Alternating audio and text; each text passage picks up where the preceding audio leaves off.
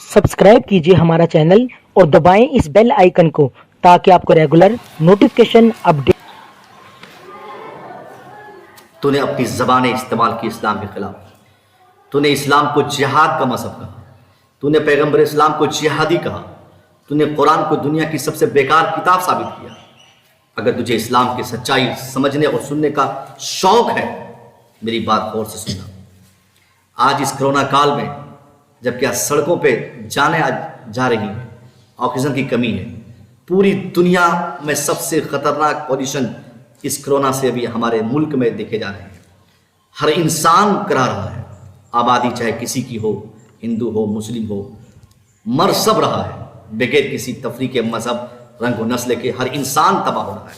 हर इंसान पुकार रहा है कि कोई दवाई मिल जाए, कोई वैक्सीन मिल जाए, मगर दुनिया के पास इसकी दवाई नहीं है। दुनिया दवाई तलाश कर रही है मगर इसका इलाज मुमकिन नहीं है। दुनिया ने वैक्सीन खोजा है मगर यह वैक्सीन के ऊपर दुनिया का एतमाद खुद नहीं है कि इस वैक्सीन से कोरोना से मरने वालों को क्या बचाया जा सकता है। ऐसा देखने को नहीं मिलता।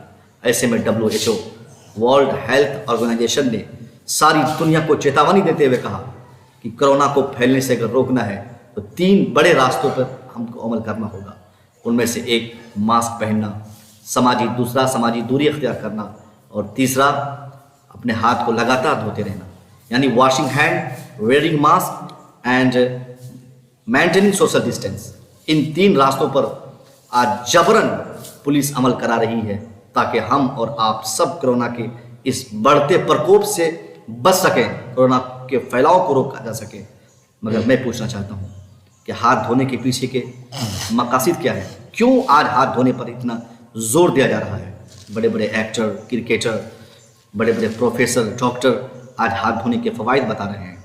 इसलिए हाथ धोने की तलकीन की जा रही है क्योंकि दुनिया को पता है कि हर बैक्टीरिया, सबसे पहले किसी चीज़ को हम जब टच करते हैं, किसी ऐसी मुतासिर अशिया को जब हम छूते हैं जिसमें वायरस बैक्टीरिया होता है, तो बैक्टीरिया यानी वायरस वो हमारे हाथ में आता है।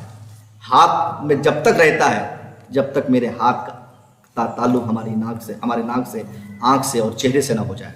इसलिए कहा जाता है कि इससे पहले कि हम उसी हाथ से किसी चीज़ को पकड़ें और खाने वाली चीज़ को खा लें, वो बैक्टीरिया हमारे अंदर चला जाए, इससे पहले हम अपने हाथों को धो लें ताकि बैक्टीरिया पानी के ज़रिए धुल जाए। दूसरा रास्ता हमें जो बताया गया है वो समाजी दूरी का, कि हम समाजी दूरी का ध्यान रखें, एक आदमी दूसरे के करीब ना आए। हो सकता है कि जो हमारे करीब है वो इतना करीब हो जाए कि उसका बैक्टीरिया हमारे पास आ जाए। ये कैसे होता है?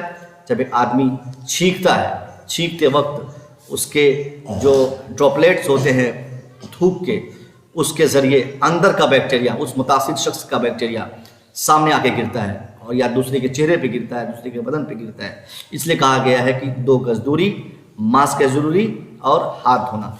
इन तीनों चीज़ों को मिलाकर आप देखें तो यही एक एहतियाती इक़दामात आज हुकूमत हमें बता रही है कि इन तीनों पे अगर हम अमल करेंगे यकीनन हम कोरोना वायरस को रोकने में कामयाब हो जाएंगे। यानी 2 गज दूरी हम दूसरे से अख्तियार करें और हमेशा हाथ धोते रहें और मास्क लगाते रहें ताकि जो हमारे बोलने के क्रम में जो ड्रॉपलेट्स हमारे मुंह से निकलते हैं वो मास्क के ज़रिए वो हमारे ही पास आ जाए, हम खुद मुतासिर हो जाएं, लेकिन दूसरा हमसे मुतासिर ना हो पाए, हमारी बीमारी दूसरों में ना सरायत कर सके। इसलिए कहा जाता है कि आप मास्क पहनें, आप हमेशा एक इंसान दूसरे से दूरी इख्तियार करके रखें, और तीसरा कि हम हमेशा हाथ धोते रहें।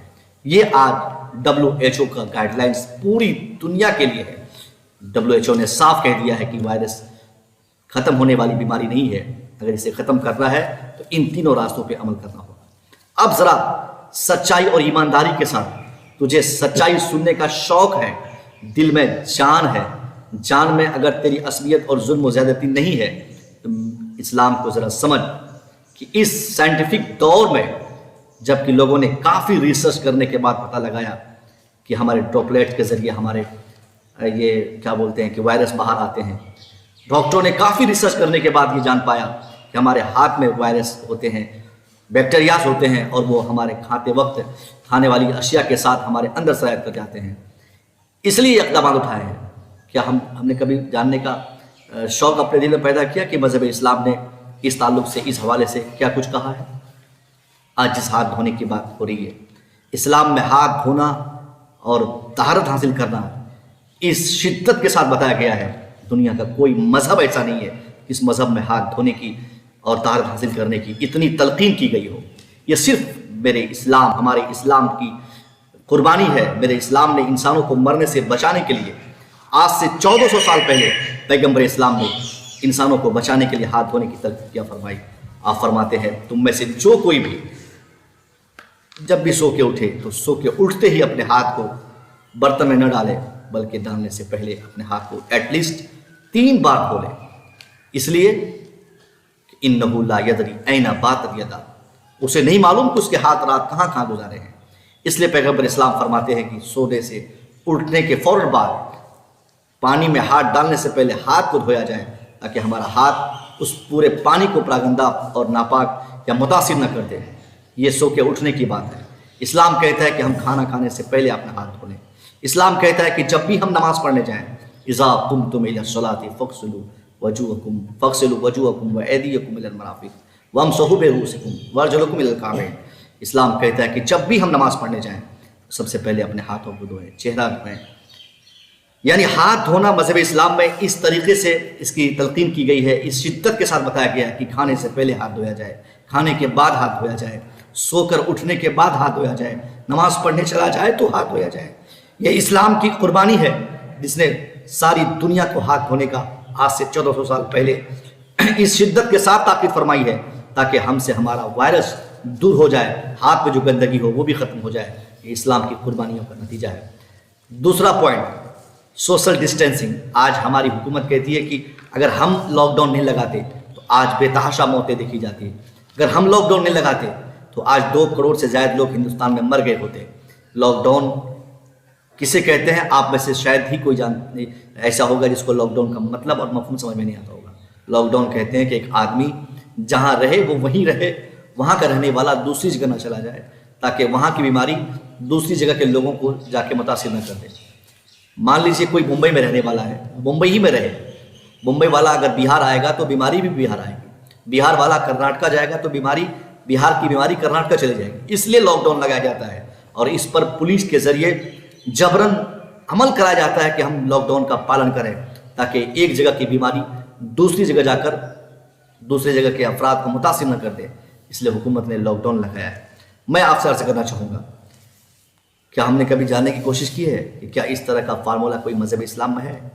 بالکل ہے۔ ہم نے تو بہت اسلام کو نماز کا مذہب کہا، اسلام کو روزے اور زکوٰۃ کا مذہب کہا، ہمارے دشمنوں نے اسلام کو جہاد کا مذہب کہا، لیکن یہی مذہب اسلام ہے جس نے آج سے 1400 سال پہلے دنیا میں سب سے پہلی بار لاک ڈاؤن کے فارمولے کو ایجاد کیا ہے۔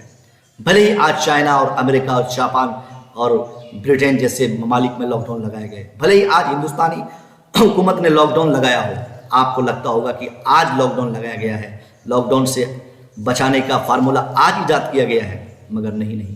اسلام کے پیغمبر نے آج سے 1400 سال پہلے طاعون جیسی بیماری سے بچنے کے لیے، لوگوں کو بچانے کے لیے ایک پیغام نشر فرمایا تھا۔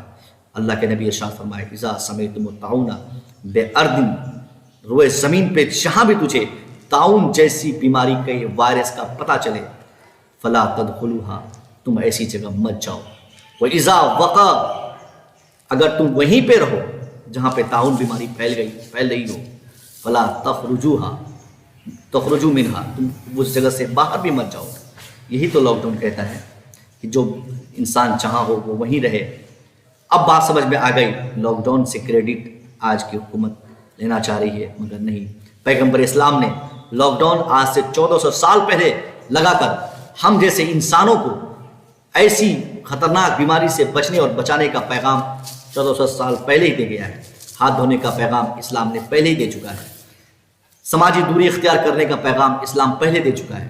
ایک اور حدیث، اذا کان رسول اللہ صلی اللہ علیہ وسلم، جب کبھی بھی رسول اللہ صلی اللہ علیہ وسلم عطس چھینکتے تھے، وضع یدہ علی فیہ اور ثوبہ، تو آپ اپنے چہرے پر اپنے ہاتھ کو رکھتے تھے، منہ پہ، یا پھر اپنے کپڑے کو آپ رکھ لیتے تھے۔ کپڑا اور ہاتھ سے اپنے منہ کو چھینکتے وقت میرے مصطفیٰ ڈھک لیا کرتے تھے، تاکہ چھینکتے وقت جو ڈراپلیٹس باہر آتے ہیں وہ ڈراپلیٹس باہر آ کر دوسرے کو متاثر نہ کر دے، اس لیے ماسک پہننے کا بھی پیغام اسلام نے کہیں نہ کہیں 1400 سال پہلے ہی دیا، ہاتھ دھونے کا پیغام اسلام نے 1400 سال پہلے دیا، سوشل ڈسٹینس اور لاک ڈاؤن کے پالن کرنے کا پیغام بھی اسلام نے 1400 سال پہلے دیا۔ اب بھی اس زمانے میں کوئی کہے گا کہ اسلام آتنک کا مذہب ہے، اسلام جہاد کا مذہب ہے، اسلام فساد کا مذہب ہے، اسلام قتل و قتال کا مذہب ہے، اسلام جنگ و جدال کا مذہب ہے؟ نہیں۔ اگر اسلام جدال کا مذہب ہو جائے، اسلام اگر قتال کا مذہب ہو جائے، اسلام اگر خون ریزی کا مذہب ہو جائے، تو دنیا کو کون بتائے گا اس کے فوائد لاک ڈاؤن کے؟ دنیا کو کون ہاتھ دھونے کا پیغام دے گا؟ دنیا کو مرنے سے کون بچائے گا؟ دنیا کو ہلاکت کے دلدل میں پھنسنے سے کون محفوظ کرے گا؟ کون دنیا کا مذہب ایسا ہے جس کے اندر اتنی اچھائیاں موجود ہو جس طریقے سے قرآن پاک میں ہم اچھائیاں پاتے ہیں؟ قرآن صرف روزہ، نماز، حج و زکوٰۃ کی کتاب نہیں ہے۔ قرآن کو تو نے تو اپنی زبان سے کہا کہ جہاد کی کتاب ہے۔ اسلام کے پیغمبر کو ایک ظالم نرسمہا نند سرسوتی نے کہا کہ یہ جہادی انسان ہے، لیکن یہ ان کی کرورتا بول رہی ہے، وہ ظالم ہے، وہ جاہل ہے، وہ کسی مذہب سے تعلق نہیں رکھتا ہے۔ اگر وہ اپنے کو ہندو کہتا ہے تو میں سمجھتا ہوں وہ انسان ہندو نہیں ہو سکتا ہے جس کی زبانیں اتنی دراز ہو گئی ہو، جو اپنے ملک کو توڑنے کی کوشش کرتا ہو، مگر وہ اسلام کو سمجھا نہیں، یا سمجھا مگر عصبیت کی بنیاد پہ وہ کہہ دیا کہ اسلام آتنک چاہتا ہے، اسلام جنگ چاہتا ہے، اسلام جدال چاہتا ہے، اسلام خونریزی چاہتا ہے، اسلام جہاد چاہتا ہے۔ اس نے جہاد کا مفہوم غلط طریقے سے لوگوں کو بتانے کی کوشش کی ہے۔ میں آپ تمامی حضرات سے گزارش کروں گا، جہاد وہ جہاد نہیں جو جہاد نرسمہانند یا ان جیسے لوگوں نے دنیا کو بتایا ہے۔ جہاد ایک پاکیزہ اور پوتر لفظ ہے، پوتر شبد ہے، جس کا معنی ہوتا ہے کوشش کرنا، جس کا مطلب ہوتا ہے پریاس کرنا، اسٹرگل کرنا، جد و جہد کرنا۔ ہر وہ چیز جس کے لیے ہم کوشش کریں وہ جہاد ہے۔ ظلم کے خلاف کوشش کرنے والے مجاہد ہوتے ہیں۔ ظلم کو روکنا یہ جہاد ہے، زیادتی کو روکنا یہ جہاد ہے، شراب بندی نافذ کرنا یہ جہاد ہے، سماج میں بہنوں اور بیٹیوں کی عزت دلانا یہ جہاد ہے۔ اگر یہ معنی جہاد کا ہے تو شوق سے ہمیں مجاہد کہو، شوق سے کہو کہ اسلام جہاد کا مذہب ہے، شوق سے کہو کہ اسلام جہاد چاہتا ہے۔ ہاں، اسلام جہاد چاہتا ہے، مگر وہ جہاد نہیں جو جہاد تم بتانا لوگوں کو چاہتے ہو۔ وہ مذہب اسلام دنیا کو کیسے جہاد کے دلدل میں پھنسا دے گا جس مذہب کا فرمان ہے من قتل نفسا بغیر نفس او فساد فی الارض فکأنما قتل الناس جمیعا۔ آج دنیا نے صرف جہاد کا مطلب سمجھا ہے قتل و قتال کو، مگر غور کریں کہ اسلام نے قتل و قتال اور جنگ و جدال، فساد، یہ کس سختی کے ساتھ منع کیا گیا ہے۔ نبی اللہ فرماتا من قتل نفسا، تم میں سے جو کوئی بھی کسی ایک ویکتی کی ہتیا کیا، ایک انسان کو مارا یا زمین پہ فساد پھیلایا، فکأنما قتل الناس جمیعا، گویا وہ ساری انسانیت کا قاتل ہے، سارے مانوتا کا ہتھیارہ ہے۔ اگر ایک آدمی کی ہتیا کوئی ناحق ہتیا کرتا ہے، گویا وہ سارے آدمیوں کا قاتل سارے انسانوں کا قاتل اور ہتھیارہ ہے، کسی ایک آدمی کا قاتل۔ میں انصاف چاہوں گا نرسمہانند جیسے لوگوں سے یا اس ظالم انسان سے کہ دنیا میں کسی ایک جج کا قانون، ایک جج کی زبان سے ہم کہلوا دو کہ ایک انسان کے ہتھیاروں کو تمام انسانوں کا ہتھیارہ کہا جاتا ہو۔ دنیا کی تمام سمویدھانی کتاب کو ایک منچ پہ رکھ دو، ایک پلیٹ فارم پہ لے آؤ اور تلاش کرو کہ دنیا کا وہ کون سا ملک، وہ کون سا نظام، وہ کون سا سسٹم ہے جہاں یہ کہا گیا ہو کہ ایک انسان کی ہتیا کرنے والا وہ یا سارے انسانوں کی ہتیا کرنے والا ہے۔ تم نہیں دکھا سکتے۔ ایک آدمی کا قاتل صرف ایک ہی آدمی کا قاتل کہلایا جاتا ہے۔ ایک آدمی کی قتل کی سزا ہر ملک میں صرف ایک آدمی کی ہی قتل کی سزا کے طور پہ اسے دی جاتی ہے، مگر یہ صرف مذہب اسلام ہے جہاں اس کی قباحت کی شدت کو بیان کرتے ہوئے اسلام کہتا ہے تم میں سے جو کوئی ایک آدمی کو قتل کیا وہ سارے انسانوں کا قاتل ہے، تاکہ قتل و قتال سے لوگوں کو روکا جا سکے۔ اب بھی کوئی ظالم کہے گا کہ اسلام قتال کا مذہب ہے؟